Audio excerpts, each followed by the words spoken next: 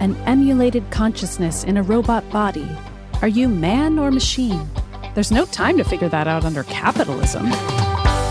Welcome to Triple Click, where we bring the games to you. This week we talk about Citizen Sleeper, a sci-fi life sim with a deep story and a lot of stressful resource management to do, all in a worn-down robot body. Good luck, underdog. I'm Maddy Myers. I'm Jason Schreier. And I'm Kirk Hamilton, and hello. Hello, it's us. Hi. Hello to both of you. Hello. Welcome back for another episode of our podcast. Yeah, of our podcast, Triple Click. Yeah, we're still here. We're still doing it. I think we should keep doing it. That's my opinion of it. I think it's going pretty well so far. I'm having a good time, and I think we should keep on going with the show. Mm-hmm. And while we keep on going with the show, I think we should also keep on allowing people to support the show, not just by listening, but by becoming a member of Maximum Fun, which is our podcast network. Yeah, I agree with you on this one, too. Mm-hmm. I know it's controversial, but allow me to elaborate. So here's the reason why I think somebody should become a member. It's because they would get access to bonus episodes. So for example, let's say you listened to part 1 of our Sweet Coding 2 series and you thought to yourself, boy, it didn't seem like Maddy liked that very much. And then you were to listen to part 2 and you were like, Maddy still didn't seem to like it. But you weren't able to listen to the third final part of our Sweet Coding 2 series because you weren't a Max Fun member. Well, that would be tragic for you because all is revealed in that episode. And I think it's worthwhile to go to MaximumFun.org/join, become a member, get access to that episode, and also a billion other episodes like the one where we made Jason watch Die Hard or the one where we made Jason play Call of Duty Modern Warfare. Those are the two I always cite, because those are some favorites of mine. But there are a bunch of other episodes in there, and I just think they're cool. Well, it's revenge on me for making you play Sweet Coding 2, is you guys forced me to do stuff too. Without even winning a bet, you can just get away with it. It builds character. Anyway, that's the URL you would go to is MaximumFun.org/join. But that's enough of that, right? We all played a video game. Let's talk about it. Kirk, take us by the hand and lead us into a strange world. Yes, we're talking about a game that came out a little while back that has been the talk of the Triple Click Discord, among other places. We had some listeners who were very excited about it. They did a game club on it. That was where I first heard about it. But I've just seen people talking about it, and we have all played it and are going to talk about it. This is a game called Citizen Sleeper. So, Citizen Sleeper is a narrative-focused cyberpunk life sim set in a broken-down space station called Erlin's Eye in the outer reaches of space. You play as a sleeper, a corporate-owned artificial life form with an emulated mind who awakens aboard the Eye and has to make a new life on the station, avoid corporate bounty hunters who are looking to capture you, fend off your ongoing decay due to the built-in planned obsolescence of your sleeper body, and generally make your way in a strange new life. The game is developed by Jump Over the Age and is available on PC, Switch, and Xbox, and it's also currently on Xbox Game Pass if you have that and you want to check it out. That's it. Short but sweet. It's a pretty simple setup. It's a really cool game that I'm super into, and I'm curious what the two of you think. So, Maddy, I know you've finished this game, so how about you go first? What do you think of Citizen Sleeper? I did finish this game. I finished it all in one day. It has been a while since I played a game in that way. It was July 4th. I could see that for this one, though.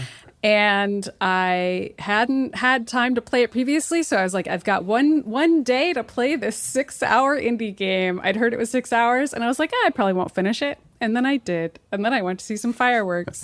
That's my story. Just kidding. I can give more details. I really enjoyed this video game. It felt like the time flew by. There is a lot of reading to do in this game, kind of like a Disco Elysium, or Norco is the other much more modern game that I would compare this to, because that also came out this year, and I think the two are probably going to get compared a lot because they're both text-based indie games that are about corporations owning an entire area and the people in it, and they also both have robots in them.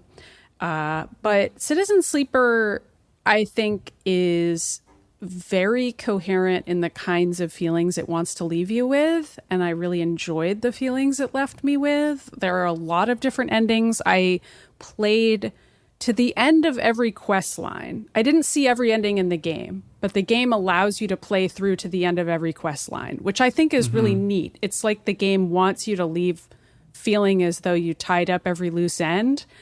And that might be a little contradictory in a game that is also describing a corporation owning people, which is a very unsettling image and should be stressful perhaps. But then this game sort of starts stressful and ends allowing you to tie up every piece in a way that games rarely do. So yeah, I ended up leaving a lot more satisfied than the way that I came in, which was confused and unnerved. Yeah, that's true. It has a real emotional arc that is, it kind of gradually becomes more and more human as you play it, which is something that I appreciated. Yeah, Jason, how much have you played and what are you thinking of it? I think my Steam timer is like 5 hours, maybe 6 hours at this point. So I made some good progress. I'm not quite done, but it looks like I finished some of the storylines. Yeah, I like it. It feels like a very Disco Elysium inspired. It's like a way more serious Disco Elysium minus the humor, which I think is kind of the one downside of this game, is that it really doesn't have the humor that makes Disco Elysium work so well. And so sometimes the purple prose can, at least for me personally, it got a little bit grating. That said, it's a really wonderful game and I really enjoyed it. Despite that, it's really beautiful. The drawings of the characters are really nice. It's really got a cool gameplay system. At one point, for example, I found myself in this cycle where basically, I mean, you need to get this. So you have these two condition bars. One of them is slowly deteriorating because your body is just like slowly decomposing unless you get a stabilizer drug to fill it back up again. And the other is your just like day-to-day energy that you need to be refilling on a near daily basis. And I found myself in this cycle where, because I was deteriorating and all the way towards the end of that bar, I couldn't do much on any given day, but I needed to earn enough money to be able to restore that bar and also restore my energy, but I could barely scrape enough to get by. And like, it was just like a giant tedious waste of time where I spent days and days and days just like barely floating by. And I was like, oh yes, this is a capitalistic satire of corporate America here. I get it. It does hit that point home quite a lot. But yes, it was a very enjoyable experience, and beautiful game. Mm-hmm.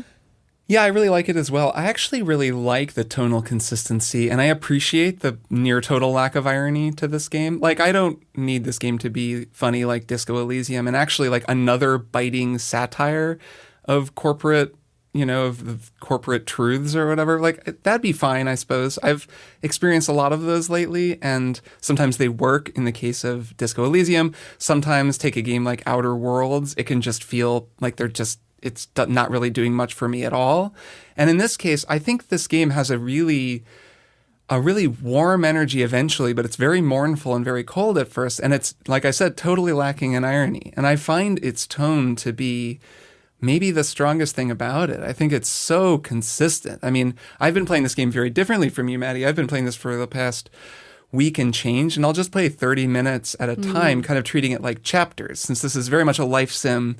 Yep. You mentioned this, Jason, but you kind of wake up in the morning, you have to get food, you got to make some money so that you can maybe buy food, or if you're lucky, buy a little bit more, whatever that thing is that repairs your body. The stabilizer, or eventually you get scrap and you can repair yourself if you level up the right ability. So it's very much like, I got to do this, but then I got to check in with different people. There are these ticking timers going, after this many cycles, the ship is going to come around so I can meet it and go do some work. But this guy has a debt due and I'm trying to help him pay off his debt.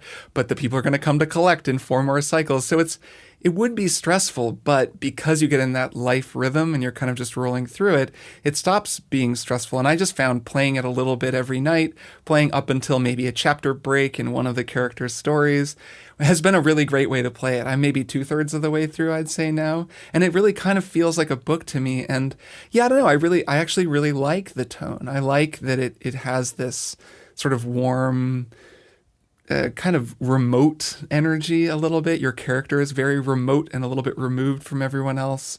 And I dig that about it. Mm-hmm.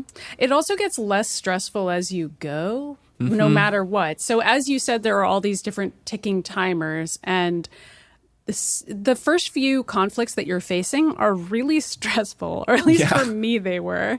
Especially that bounty hunter. The bounty hunter... Yeah. So that's one of the big ones. And I think players face these certain ones no matter what. You don't have to complete every quest line if you don't want to. Although I recommend it having done that. But the first couple that you're going to face no matter what are that there's going to be a bounty hunter after you, or the corporation that you're escaping from because you're owned by them as a little robot. You are going to have to escape bounty hunters no matter what. And there will be a ticking number of days that you have left in those scenarios, depending on how you choose to proceed with the story with that bounty hunter. And then the other one is your stabilizer. I can't remember how quickly you managed to get to the doctor. And I mean, it all turned out okay for me. Obviously, I survived, but I was pretty stressed because I was like, man, I am waking up in a box. Nobody wants to be my friend. Nobody trusts me. The first guy that you work for, he only takes like a week or something before he's like, get out. I don't trust you anymore. And there's like a ticking time bomb on like his trust of you at the bottom of the screen. That's like the longer you stay here, the more this guy doesn't want you to be here. I don't think there's a way around that. There may very well be, but I certainly didn't find one. So I was like, oh my God, I'm going to die. There's somebody after me trying to kill me. Also, you have these creepy dreams where there's like this sort of weird aspect of your programming that's like a sort of, I don't even know if I can explain that plot point because even though I played through all of it, I still don't fully understand that part. Yeah, it's pretty abstract. But you have to escape this sort of ephemeral aspect of the programming of the space station that's after you in some way. And as I sort of defeated each of those conflicts, I also got to know more and more people around the space station and very, very slowly began to feel as though I was actually making friends. And the more that happened, by the time I got to the end of the game, I was like, I have a home here. I have friends here. I don't want to leave the space station. I don't know. It's been so long since I played a life sim like that where I truly felt like I was making an actual home for my character. I don't know. It's like the thing that I think Animal Crossing is always trying to evoke in me that very rarely happens, but I actually achieved it in this game where I didn't want to leave at the end. I think that is a very special trick that this game pulls. And to compare it to the other life sim that I'm currently playing, Persona 5, the big difference with Citizen Sleeper is something that you basically just described, is that at first, no one really wants anything to do with you. And all of your relationships are very chilly and transactional. You know, people will say, oh, well, you're a sleeper, which in this world is you have this sort of digital consciousness, so you can just close your eyes and, literally press the Y button and go into a hacking overlay where you see the streams of data going off and you're kind of half here and half not here. So everybody sees that as very useful. So at first, these people you meet, they'll be like, oh, cool, well, I can make use of you. And then over time, you kind of get to know them a little bit better and the relationships warm up. And that makes them feel so much more meaningful once they've kind of really become, you've actually been there for one another and you have this, the writing helps, the character writing and the character designs. But like you feel a fondness for these characters where in a game like Persona, everyone just immediately thinks you're the coolest dude ever and wants to be your best friend. Yeah. Granted, like there's a little bit of development that you have to do, but it's a much more permissive thing where it's just this fantasy of being cool and popular kind of from the start. And so I appreciate the way the game leaves a lot of emotional space to build up the relationships over the course of the game. And it also makes it really hard for you in a way that something like Animal Crossing or The Sims doesn't. Like those games, of course, they're very different feeling life sims, but the whole point of it is that every aspect of the game feels really good and setting up your home is cozy automatically. Whereas this game is like, no, you're living in a box or like a barrel, in the basically. Cold reaches of space. Everybody's like, wow, that's where you're living? Well, I guess you're a homeless robot. So what did you expect? Also leave. We don't think you should live here. But yeah, over time, you get to build a home. And the other part of it that I really enjoyed is the fact that the entire game is just watching bars fill up. That's the piece of it that I'm like, over time, I'm like, does this game feel a little too good to play considering that I'm supposed to be living in a corporate hellscape? It might, because watching bars fill up is extremely satisfying. I don't know. The game never really gets super difficult, but by the time I was at the end, I felt like a freaking expert. Like I would know exactly where to get the most energy efficient food, how to set up all my stuff so that I would have the most efficient day. I would just go from place to place and be like, I'm killing killing it. I'm amazing. I know exactly what the tasks are that I need to do in order to proceed in each quest. And I'm just, I'm a townie. I live here now. And it felt great by the end. But it's interesting that you guys describe it as a not stressful experience, because well, I it can find it to be, be yeah, a very stressful experience overall, because there's so much to do and you have to really decide, like, who am I going to focus on? And so, for example, I mean that early guy Dragos, the first guy you meet who pieces out after a little while. I assumed that if I had spent enough time with him, I could get him to not leave. I don't know. Same with some other. Well, I don't know. I'm saying through my experience, I'm assuming that, like, I'm really picking and choosing who I want to focus on, and that by using my valuable dice rolls, which are even more valuable as you lose more and more health and you have fewer actions per day to take, I'm prioritizing and essentially giving up on some quests in favor of others, and I've already failed a couple of quests as a result of that. There were some quests I failed too. I don't find the game not stressful. Like, it is actually like I agree with you that especially at first it's very stressful, and that winds up kind of factoring into what this game is saying about capitalism or how it represents capitalism, because this isn't the first game to have this be true, but it's certainly noticeable for me that this game is experientially, in terms of the story, a critique of capitalism, in that it portrays these very alienated characters in this world that's very cold and corporate controlled, and there's a lot of downsides to that. But mechanically, it's just an expression of capitalism, because in the game, you, through dint of the economy and your work, like, you work and you make money and you gain more and more security, and you improve your living quarters, and you maintain your friendships and are able to help your friends out, sometimes directly with money. And the more money you make, the more comfortable you are, until, I mean, I'm even at a point now where I'm like, I've totally got this thing dialed in and I'm pretty in control. And there's some stuff I'm having to deal with. But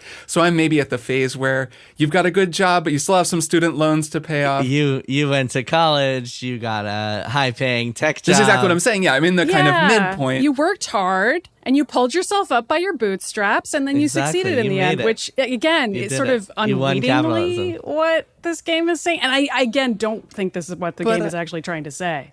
But you are bootstrapping it. And I don't read a grand statement of that, because I think this game is not a satire of capitalism. I think that it is a representation of capitalism, and a really interesting one, and one that shows all of the ways that you can build a life within this kind of system and find, human connection and meaningful relationships in that kind of a system, without saying capitalism, yay, it's great, this is the best way for things to be. Far from it. I mean, the game is very clearly, showing a lot of the downsides of this kind of a thing too. It's just sort of letting you exist within it. And in that way, it's kind of a really pure life sim in a certain way. It just feels like live your life in this kind of a system that we've engineered. And I think it's really effective at that. I mean, it's consistent with the rest of the game. It doesn't feel like an inconsistency or a tension to me. Mm-hmm. I think it also feels more like a tension that's baked into the game in the midpoint, where there are some moments where you're collecting intel by hacking for multiple factions in the town that are sort of working against each other. And I actually wish that tension had come into play more, because I kept collecting intel, and then eventually you don't really have places to put it, or you can put it in places that doesn't really affect the plot anymore eventually. And I just was like, I feel like somebody should come up to me and be like, hey man, you've been collecting intel on like every faction in this town this whole game, and giving it to random people who ask you for it in exchange for scrap and just other stuff you need. And we don't think that's cool anymore. But there is a certain point. That's funny, because I was wondering if someone was going to say something. Yeah, I've been wondering the same thing. And kind of, it feels like that's not going to really matter. There are some plot lines that like kind of go in that direction, but not as many as I expected. But to sort of highlight one of the plot lines that I think works really well at critiquing a capitalist system is one that I don't know if either of you have gotten to in full yet, so I'll try not to spoil the way it ends. But when you cross the Greenway, there's like a ferry you can take to cross the Greenway, and then there's this sort of basically a communist little mushroom refinery where they're just growing mushrooms and hanging out. And if you work for them for long enough, they give you a place to sleep there. And there are many other places that you can sleep besides your crate that you get delivered in. But this is one of them. And also you can make friends there, and you eventually learn more and more about the mushrooms and how because people work on them, the mushrooms sustain them, and it's sort of this symbiotic relationship rather than just a power dynamic where it's like, oh, this is a big corporation and CEOs are providing, but they get to keep all the spoils. It's instead just purely symbiotic where the mushrooms are providing people, but also they're providing to the mushrooms. And that's spelled out increasingly over the course of that storyline in a way that I thought was really nice. And I liked that. I mean, it is idealistic to have a anti-capitalist game include these sort of more communist-leaning characters who are just on a farm on the space station, and to have that be one of the more idealized plot lines in the end that like doesn't really have a ton of downsides, to be honest. And there isn't a lot of critique of that part. But I also liked it because I felt like I needed there to be more hopeful stuff in this game, because there are some plot lines that end in a sad way. So I liked that the people who are just growing mushrooms end up having a storyline that it certainly goes some places. I'm not telling you guys where it goes, but it's much more about a symbiotic systems relationship as opposed to you getting more and more powerful over time, right, if like that makes sense. It's like you're giving things in order to get things from the space station in the Greenway, you know? Well, that's interesting because the rest of the game is about getting more and more powerful over time to escape your kind of cycles of I mean, so it sounds like I'm the only one of the three of us who had that experience where I had to spend like 10 cycles just breaking out of the poverty rut because I was so sick. I managed to avoid it, but there were some moments when I got kind of close to that and was a little worried and had to be really careful about what I spent my actions on to avoid ending up there. Right, you have to be... Well, you won capitalism. Congrats. I mean, I tried. Have you tried just bootstrapping, Jason? Yeah. So the way that this game works for people who haven't played it or are listening along is that when you're that first bar that I talked about, that kind of stability bar, when that is at 100%, you get 5 actions per day. But as it declines, you get fewer and fewer. And as your energy declines, those actions tend to be like lower quality too. And so one thing we didn't mention is that every time you do something, there's like a probability involved. So every one of your actions is based on a dice roll from 1 to 6, and 6 being the best possible outcome. If you only have 1s and 2s, I mean, your options are limited. You can go into this like hacker node and spend those for some guaranteed something or another's. But if you want to do normal actions like helping people out on the space station, you're probably going to get terrible outcomes by using your 1s and 2s. So in general, you want the higher outcomes. Or at least neutral ones. And that might result in no money for you. Yeah. Right. Which again just keeps you trapped in this cycle of poverty. And so like I had to spend a long time, and it got pretty tedious. I was a little frustrated with the game, but I realized that was, I guess, how I was supposed to feel. But I had to spend a long time just kind of like slowly eking out money, and then having to spend it all on different things. And I didn't have an option but to spend it because I had to fill my energy. It reminded me of that infamous Terry Pratchett quote about the guy who keeps buying the cheapest boots, even though they wear out in 6 months, and he's like, I can't afford to buy the better boots even though they'll last me a longer time, so I have to buy the cheaper boots. But in the long run, the cheaper boots are more expensive than the better boots. But just because I'm trapped in this cycle of poverty, I'm screwed here. And it was very reminiscent of that. But it sounds like if once you get your way out of that cycle, you lift yourself up, and then you become super rich, and you can do whatever you want on the space station. Well, that's kind of an overstatement. I had the feeling that you're describing in the early goings, but then for me it was there's a mercenary who comes through, and I helped her with her ship, and then she just gave me a huge chunk of money and was like, go get me a ship mined. And she basically gave me the money and said, you better get me a ship mined. So I knew that at some point, if I didn't, that would be very bad. But also she gave me 100. But there's no timer on that, importantly. So there isn't actually any pressure on that one. There isn't as much pressure. So exactly. And then, but it was basically the largesse of, a person with enough money to give me some that was just the toehold I needed. And then a few kind of wise decisions, or like, getting a few things and a couple of upgrades. There's a character upgrade.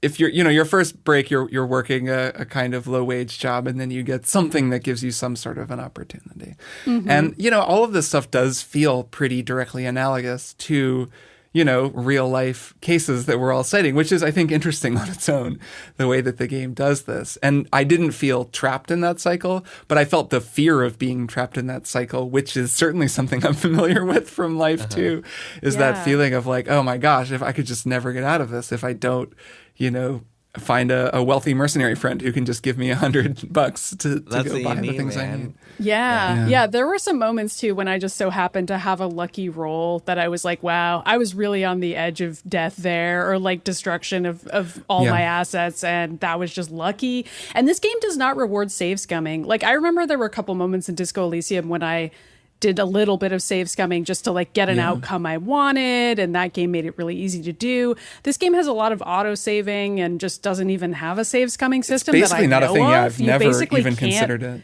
Do that. So the fact that there are dice roll probabilities is just kind of for your own knowledge. It's not like it's a situation where you're like, okay, this is a 90% probability, I'm probably going to get it, but if I somehow get that 10% loss, then I'll just quickly reload.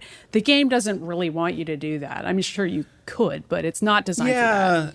Like the narrative stuff even, this is definitely a game where things going wrong doesn't feel like the end of the story. It's all written into the story. So when you get a bad outcome, or you're not able to help somebody, or you can't come through, I mean, the story just keeps going, and it never really feels like you messed up and blew it and you would want to load a save. Or I've certainly not felt that way at all. And it's never even occurred to me to save scum, which is also just not even possible. I don't even think there's a save option. It just saves when you quit the game, and then it loads you back up where you were. I think, can we talk about the interface, the way that this game looks? Jason, can you describe... What does this game look like when you're playing it? It looks like a big old ship with a series of nodes, that like little big circles. Or it looks like triangles. Persona 3 Portable, doesn't it? That just came to me right now a little bit. It does look like Persona 3 Portable. It looks like the Mass Effect hacking mini game to me. Like when you're like connecting the like same picture in nodes. I mean, some of the hacking mini games in this kind of remind me of that. It's very off-putting at first. First, when you're like, what the heck is this game? Right. You don't really, it's not really enjoyable. And it also, towards the end, as you've unlocked more and more of the ship, it's actually pretty tedious to navigate your way around the whole thing. Because it gets bigger and bigger, up and down, and it gets bigger and bigger.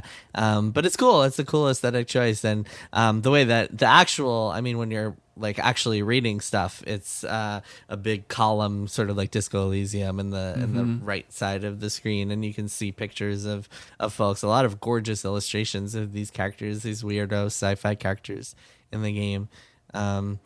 And it's a cool interface. I really enjoy it. It feels like it's got a lot of thought to it. Yeah, I think I agree. I think it's interesting and kind of dovetails with the way the game keeps you very remote at first and then brings you in, because it's so top level.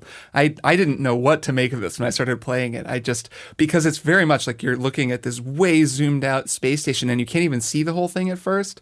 And then the more you unlock, the more you can rotate. Then you go up a lift and it goes up to the center, and you start to really see, and you can kind of rotate it. Okay, so it's this big, it's spinning like round circular space station with some sections missing. It's a Halo from Halo. Yeah. It's kind of a Halo, but it's missing some sections because it's very, it was kind of destroyed and rebuilt as this independent space.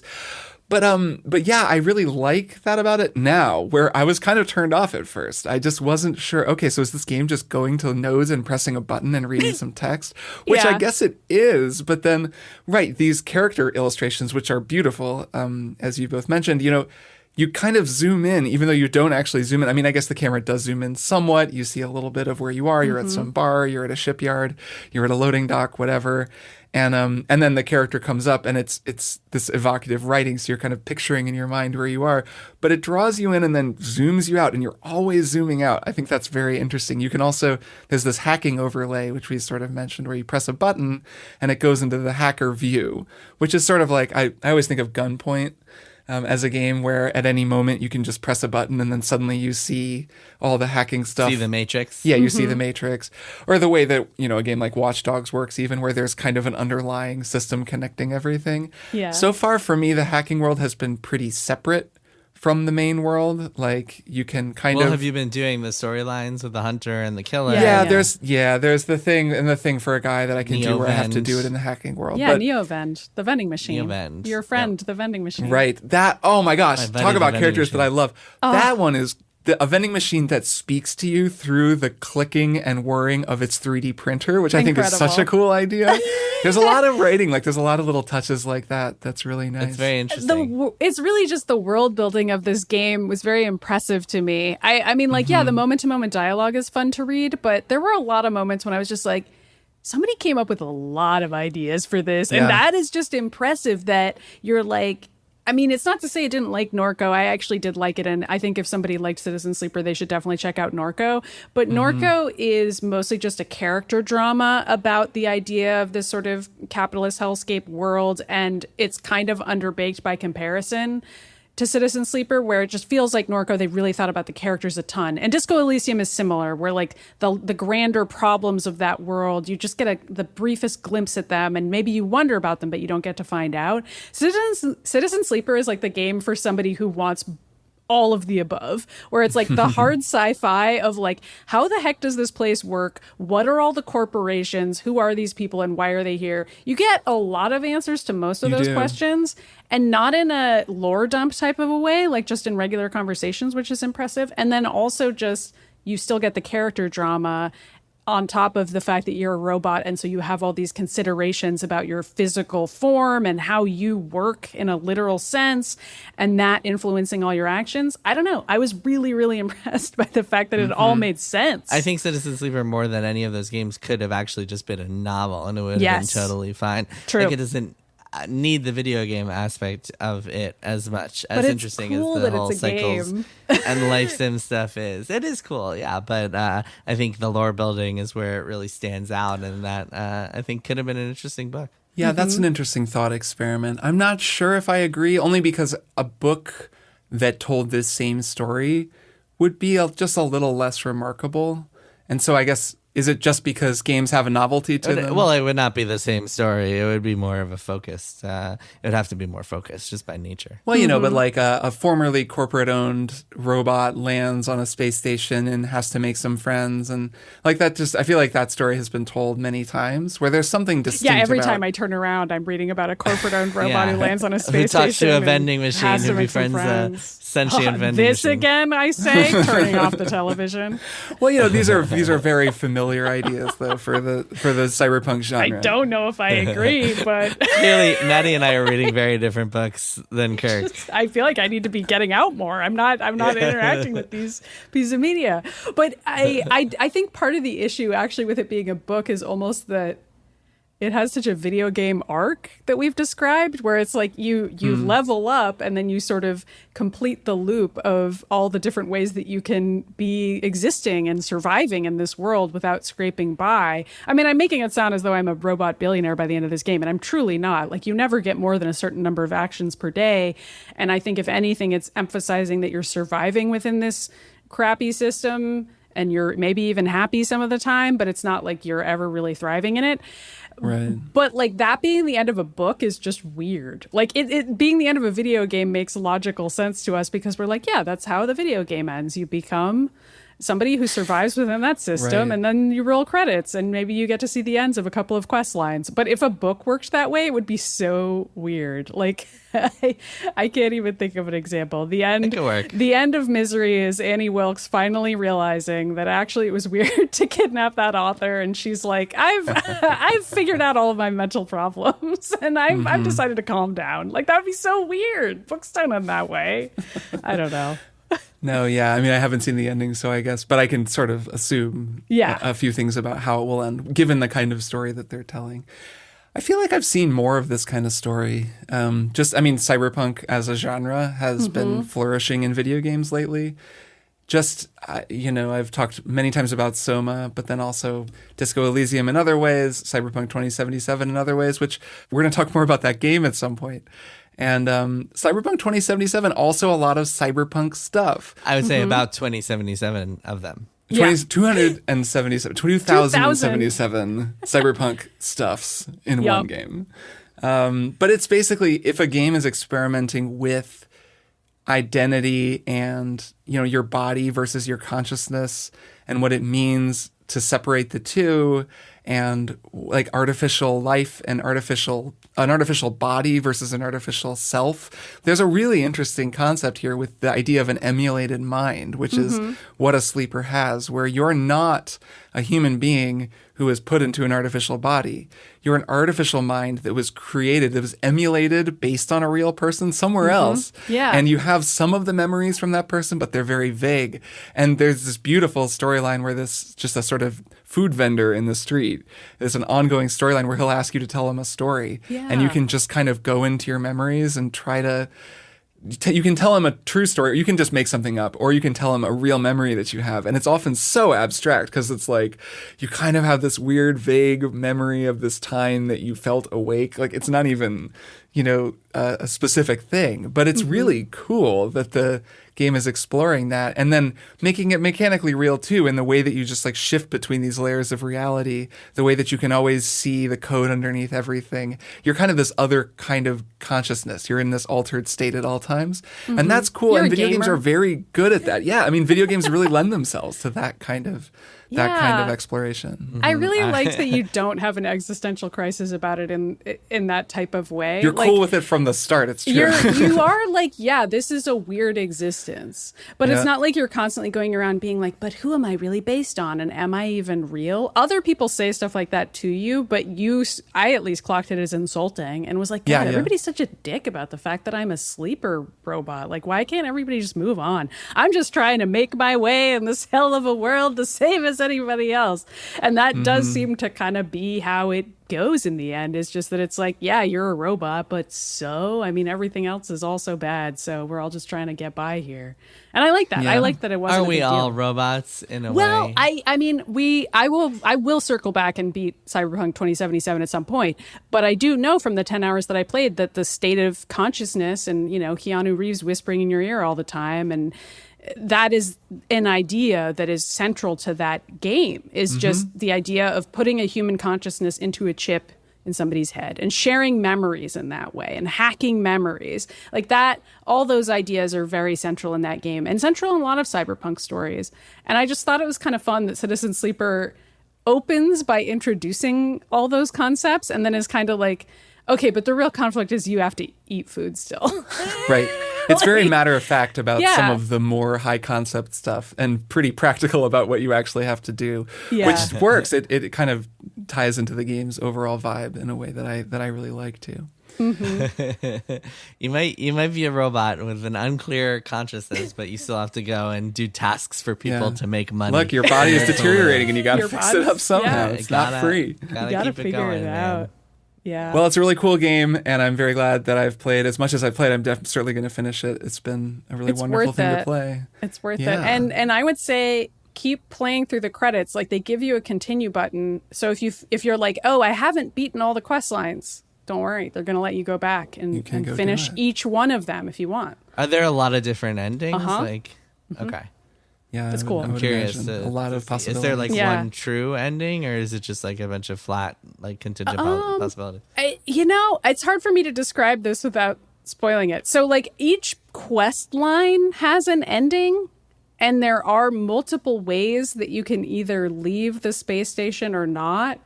I chose to stay every single time, and I saw more than one person saying that they consider that the true ending, and I do too, because by the end of the game I was like, I really have a home here. I don't actually want to leave.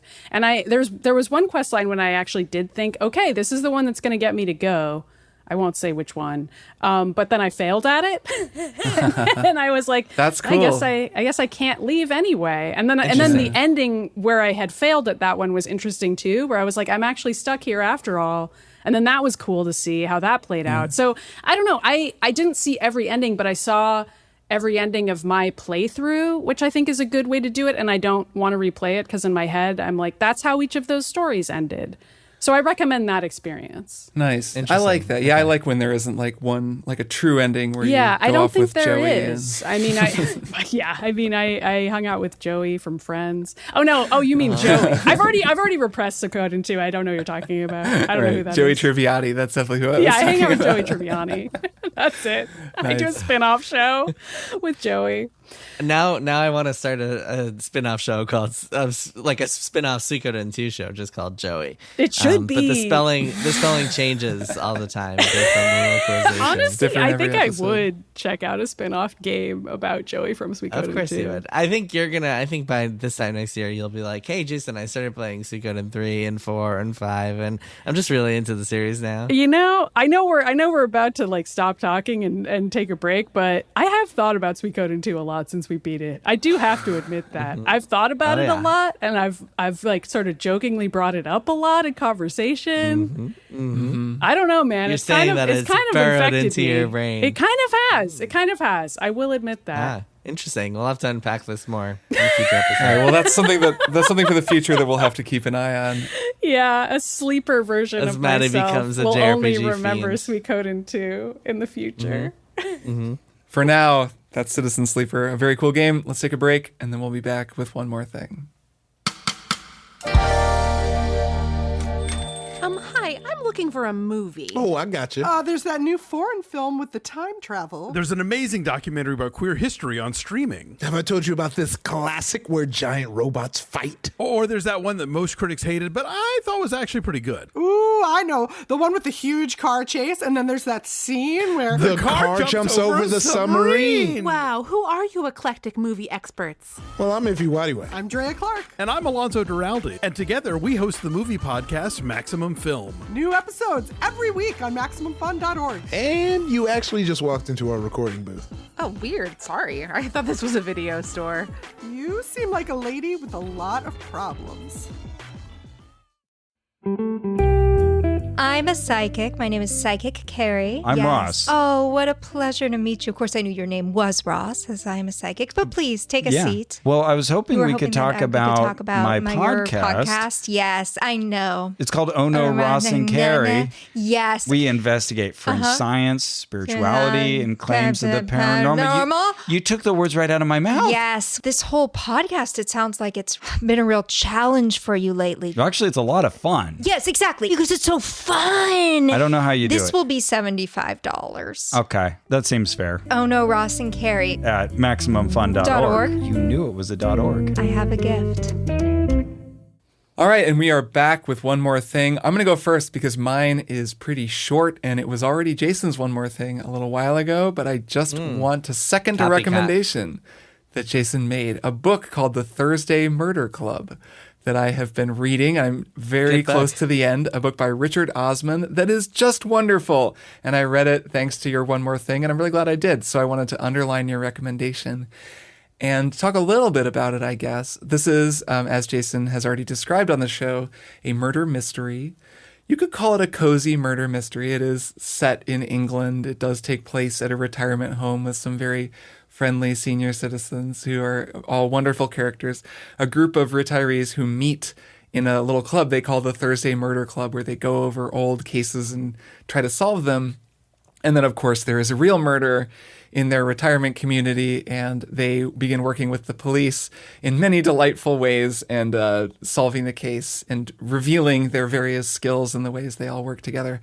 And it's such a delightful book. It's so much fun. I'm just cackling out loud reading it because it's, it's very quintessentially English. It's very, this type of humor. There's a whole lot of cultural references that go over my head, but that I can still appreciate. One of the main characters, Elizabeth, is a fantastic character, just an incredible. Yeah, she's the best. You say a lot of delightful characters, but Elizabeth is really the star. Well, of the show Joyce, though, Joyce is just as good a character. Joyce is great. Yes. Elizabeth is like the Sherlock Holmes. Like you want to see her plans unfold and like. Yes, I mean Elizabeth is very fun, but a little bit of a like she's the ultimate mastermind. Where Joyce is so fun because this book switches perspectives from chapter to chapter, so it can follow all four members of the murder club as well as the two detectives, who are all really great characters. Elizabeth, of course, yes, has this mysterious background that makes her the ultimate badass mastermind.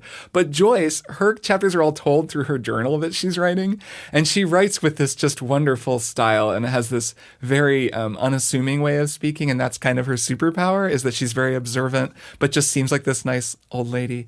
And anyways, it's a great story, a fun mystery, and I think I just love how much compassion and truth it has when talking about the lives of elderly people. I think that is actually a really special thing about this book.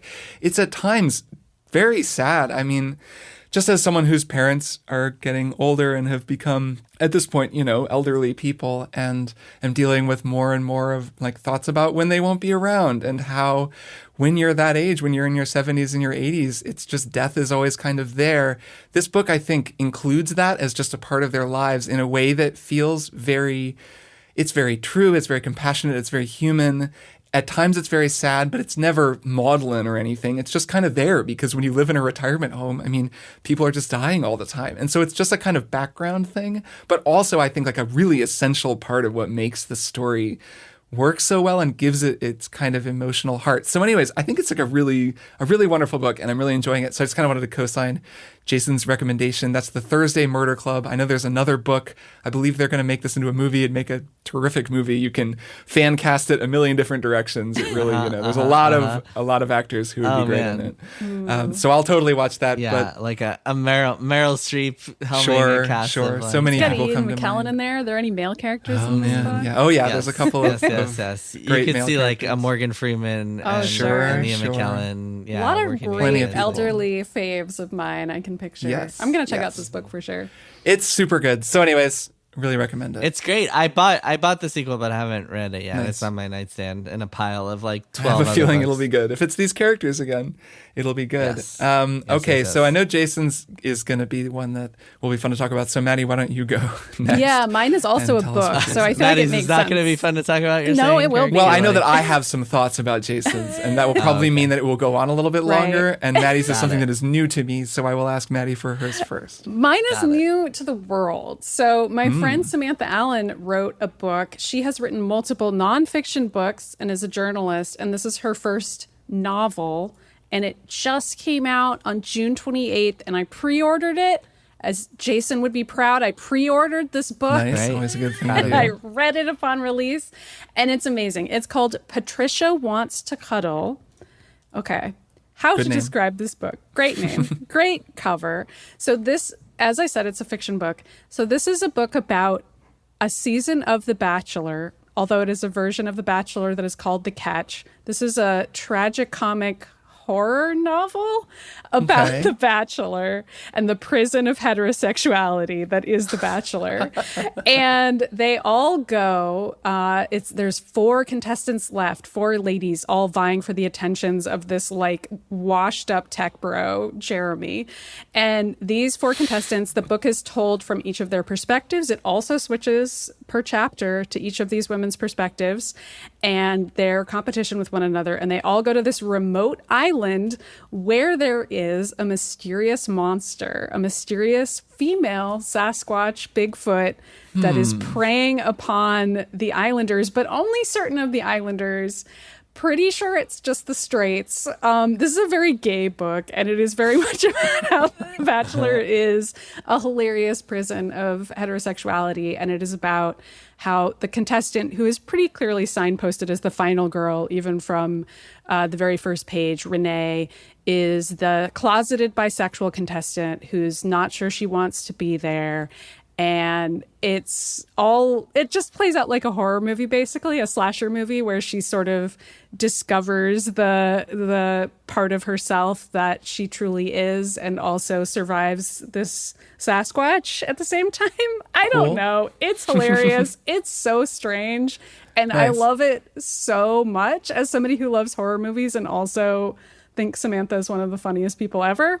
So yeah, Patricia Wants to Cuddle. If you think any of that sounds cool at all and you like it when a Sasquatch is a metaphor for being closeted, then maybe you should read this book. What a fun it's premise. Great. Yeah, it's that so sounds fun. awesome. Premise. And yeah, I don't know. I want it to be a bestseller because I've already been fan casting the movie in my mind because these 4 contestants, one of them is like a Christian Instagram influencer. Like they're so colorfully drawn and I need it to be a movie. So Nice. people need to buy Patricia Wants to Cuddle by Samantha Allen so that can happen. Yeah, That's that's a my great pitch. setup. That sounds awesome. It's great. Nice. So Jason, what is your one more thing?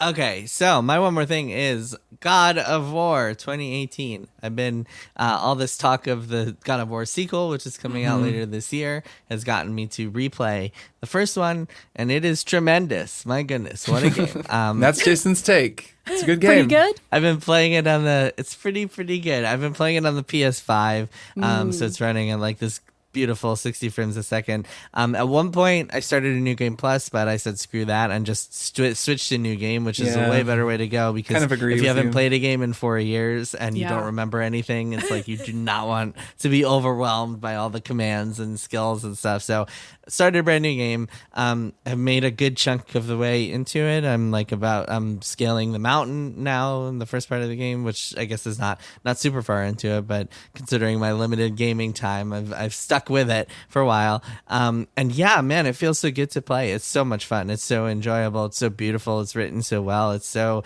throwing the axe feels so good. And yeah, it's such a I'm sure I said this in 2018 on split screen when the game came out, but you really don't expect, you expect certain things from God of War. You expect this machismo and lusty women with their tits Quick hanging time out events, and sex scenes. quick time events and a lot of stuff that just really is not in this. This is really the series going for the prestige art form level of really high quality stuff. There isn't any of that stuff in there.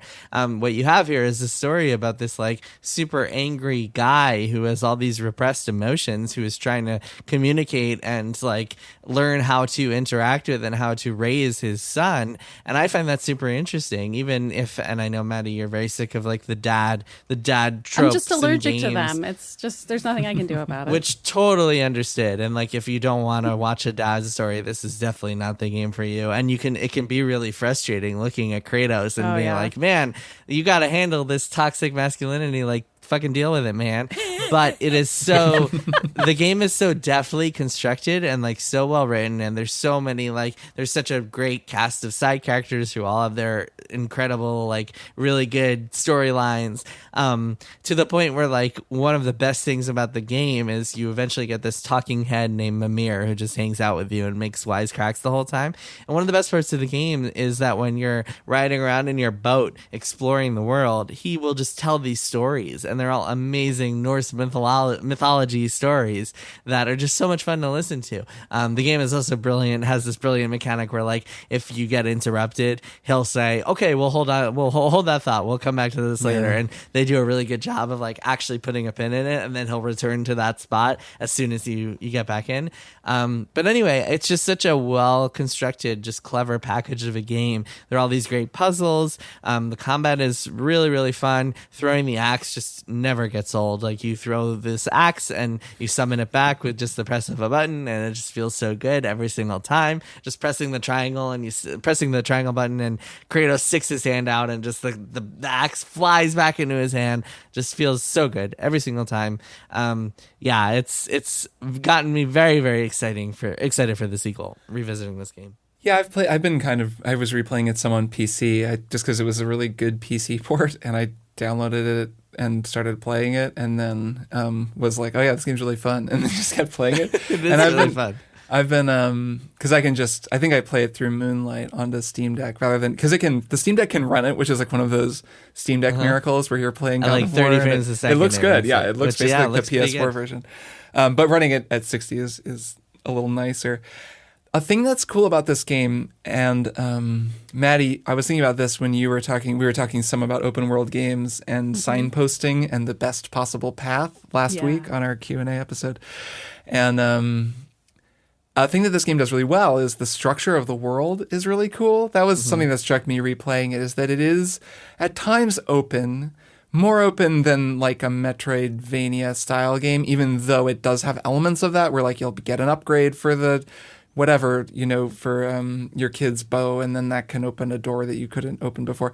But it's also just that the world is it's open, but not exactly. And it's kind of a spoked thing where there's a main area that you can explore and gradually unlock, but then you'll go out into these side areas. But then there are optional areas, there are optional spokes, there are puzzles that you can solve. It has a really nice mix, like just the feeling of playing it for an hour. You always get a nice variety. Like I'd kind of forgotten that because my memory of it is very like smashing and throwing the axe and destroying, because it's very satisfying and physical. But the experience of playing the game is a lot of exploration, a lot of cool puzzles. They're never like mind-blowingly cool, but they're always pretty cool because given the way the axe works, it allows it to like mechanically, like you can throw it somewhere and then recall it from somewhere else. So you can lower a thing and then cross it and then you recall it. And then as it's going up, you move it, it's like. Well, so when it's stuck in something, so like, for example, one thing I just did is that there are like these poison areas and you can stick your axe into something to freeze the poison so it stops. Right. But then to get to the next area, you have to call your axe back and you have to be positioning yourself in the right place.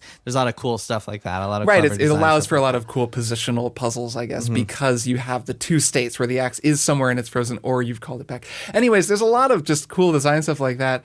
And those tools, I'm sure, all already exist for the sequel. It definitely made me excited about the sequel because, they've built all of this stuff now. It all works. And now they can build new stuff and come up with new ideas and kind of expand it a little bit. And that'll be cool. I'm very curious if the story of the sequel is going to be good, because the story of the first one does work pretty well in general. And I'm kind of like, this is the kind of thing where more characters and more stuff could actually make it feel, kind of overblown or bloated, or, you can't do the arc again with the father-son thing. So it's like, what's going to be the core of this? How's it going to work? Well, you can. I mean, their arc was definitely not resolved in the first game, the Kratos, Atreus. There's still a lot of room for development there. But yeah, no, it's going to be really interesting. So one of the things that you should know, Maddy, because I'm sure we're going to do a triple play of Ragnarok, even if you don't play the first, which, or a double play if you don't feel like playing Ragnarok. But either way, we're going to talk about it. But one of the things you should know is that the entire first game talks about Thor and Odin, but you never see them in the entire first game. So they see a statue of Thor. Yeah, you see statues. They're hinted at. You meet their kids, and so their power and their presence. They're real bastards too. They're awful dudes. Oh yeah, awful people. Their presence is really hinted at, but in Ragnarok we're going to see them, and we've already found out that Odin is played by, of all people, Richard Schiff, aka Toby from The West Wing, which is incredible. So I'm very excited to see that. And yeah, man, there's so much that they could do with the sequel that I'm very, very excited for.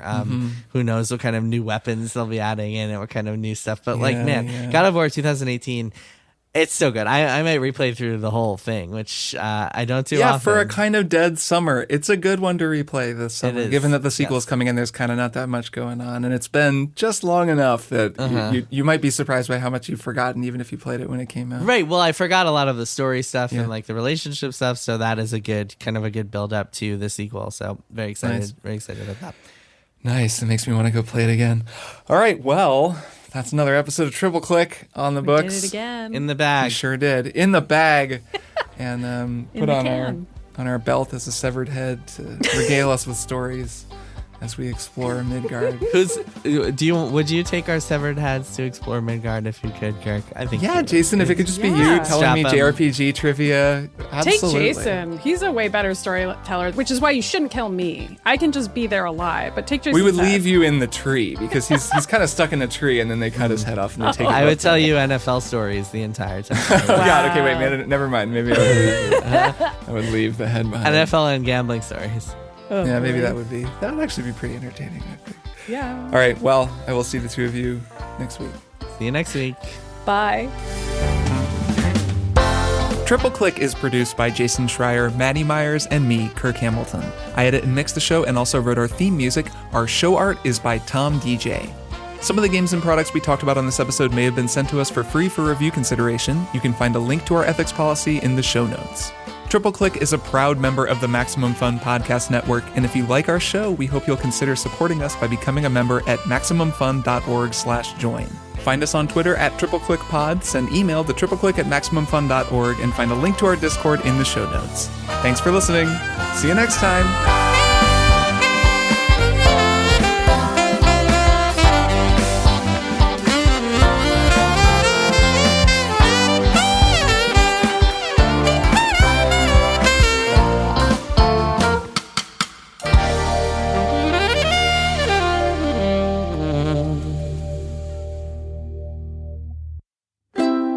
MaximumFun.org. Comedy and culture. Artist owned. Audience supported.